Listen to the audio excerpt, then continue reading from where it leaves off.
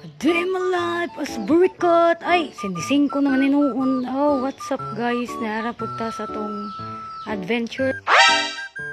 Oh, bitaw no, dili sa tanin sa kaun-kaun serye. Dili na sa ta focus sa makakwarta tanno kay guwapa ra ta pero wala tay kwarta.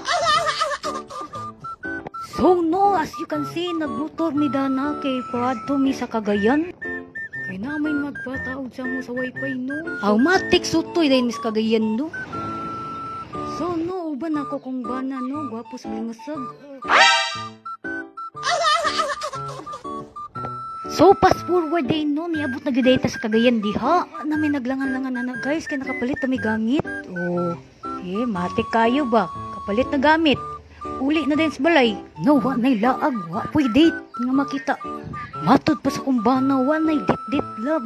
Makita lang na ko imong nahong, okay na. Sana So mo niya mong napalit guys, tenda, router and fiber optic device no. Makita rin yun sa pag magic o nara o magic nga niya guys. So, start na siya guys sa pagtaod. Yun na mo ang sa balay. Dayon, iyang giputol-putol. Oh no, nahuman nami sa balay. So diadto nasad mi mag-adto sa among tauran sa wifi. Oh, mao na si manang magsuldo sa amo no kanang naka-red no. Oh, di ba? Igo ra mi magtulid. Oh, instant kwarta na dayon. Wow naman. Wow. Oh, mati. Ani mi magtaod. Sakto na do. Sakto sa So, no, amo nagipilit sa dingding ang router o ang media ko na no. So, sa inyong nakita, ako ay manager. Wow!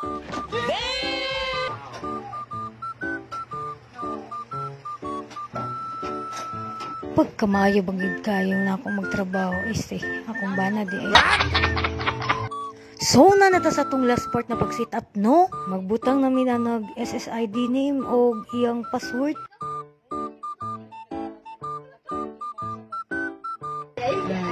Maya ang ngalan? Oh, Maya wifi.